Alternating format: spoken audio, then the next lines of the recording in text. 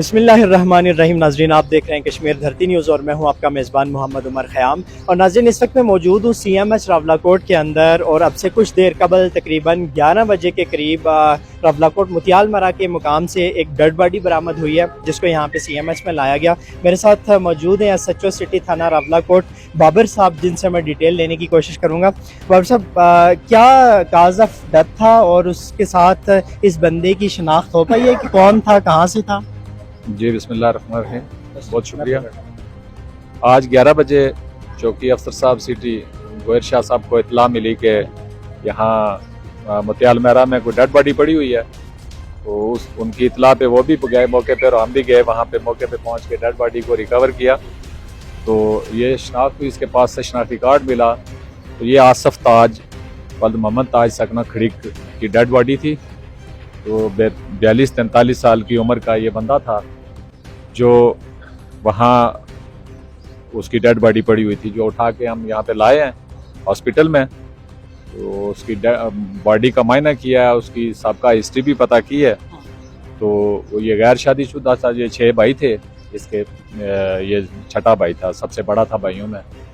तो आज ये रात को वो कहते हैं कि हमें मगरिब के बाद इसका नहीं पता ये कहाँ पे गया। तो ये वर्षा के बयानात हैं जी। एक भाई जो अभी हमें मिला है, दस्तयाब हुआ है। तो ये सुबह 11 बजे इसकी डेड बॉडी मिली है। इसके लिए बता रहे हैं कि वो नशे का आदी था।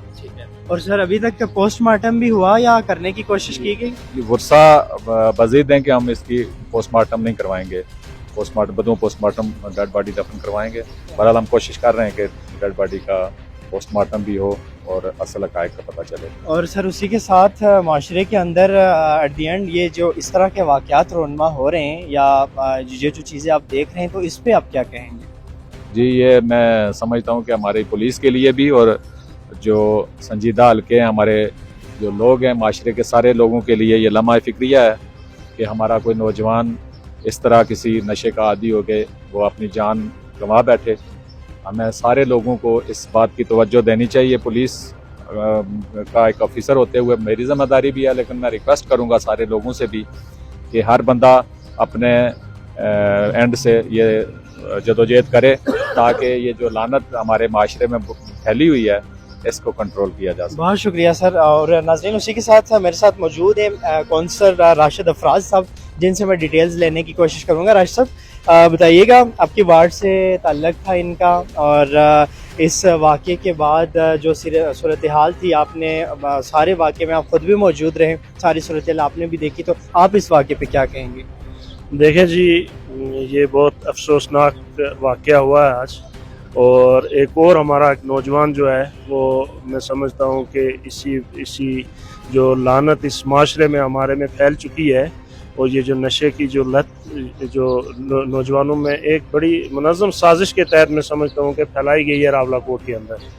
तो मैं बाहसीयत काउंसलर हमने एक इंशाल्लाह एक कंप्लेन कर रहे हैं इंशाल्लाह कि हम जो हमारी शहरी हुकूमत है उसके साथ ये कि एक ये नशे के ख़िलाफ़ ये इंतज़ामिया के साथ मिलकर हम एक ग्रैंड ऑपरेशन करवाया जाए कि जो ये कहाँ से आ रहा है, कौन सप्लाई कर रहा है, ये क्या क्या हो रहा है, कौन से मेडिकल स्टोर जो हैं ये बदो इजाज़त जो है वो इंजेक्शन फरोख्त कर रहे हैं।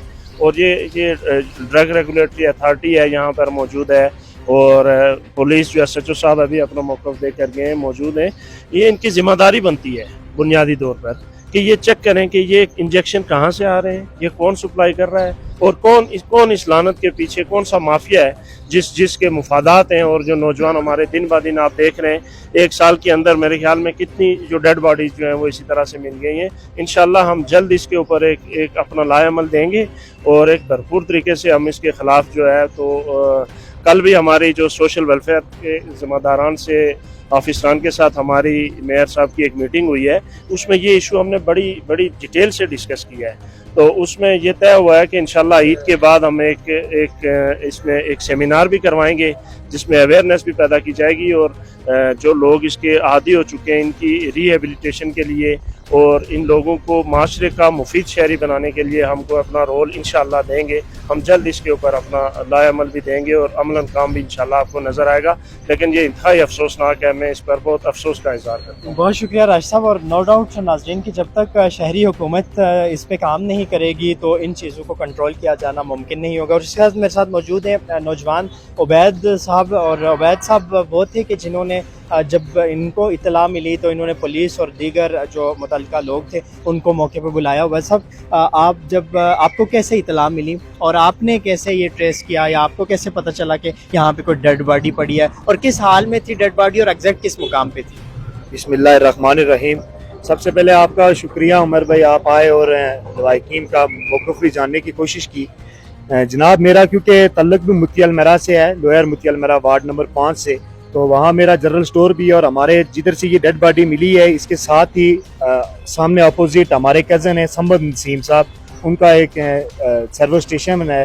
तो सम्मद नसीम ने मुझे कॉल की तकरीबन 11 बजे के करीब, तो मैं उधर गया और जब जाकर हमने देखा तो डेड बॉडी इस तरह की कंडीशन में उधर पड़ी हुई थी।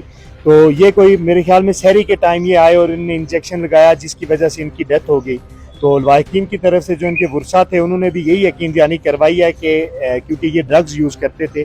तो मैं एज अ सियासी कारकुन ये समझता हूँ कि हमारे लिए बहुत मुश्किल होता जा रहा है दिन ब दिन। इससे पहले हमने दबे अल्फाज में इन बातों को बहुत छुपाने की कोशिश की, लेकिन यही अब वक्त बहुत आगे चला गया है। अब हमें बातें छुपानी नहीं होंगी, हमें खुलकर इस मामले पर बोलना पड़ेगा, क्योंकि हमारे नौजवान दिन ब दिन, और जिस तरह राशिद अफराज साहब ने बताया है कि बहुत प्री प्लानिंग के तहत हमारे लोगों को इस काम पर लगाया गया है। और हम ये समझते हैं कि अगर इस काम के लिए हम जो सिविल सोसाइटी एज अ कारकुन अपना अगर रोल नहीं प्ले करेंगे तो बहुत मुश्किल हो जाएगा। अल्लाह पाक फोत आने वाले को जन्नतुल फरदौस में जगह दे और हमारे माशरे को एक बेहतरीन तरीके से चलने की तौफीक दे। बहुत शुक्रिया। और उसी के साथ नाज़रीन एट दी एंड मैं इतना ज़रूर कहूँगा कि बहुत सारी चीज़ें हमारे माशरे के अंदर इस तरह से अगर सराहियत कर चुकी हैं जिसके रिज़ल्ट्स आहिस्ता आहिस्ता हम सब के सामने आना शुरू हो चुके हैं।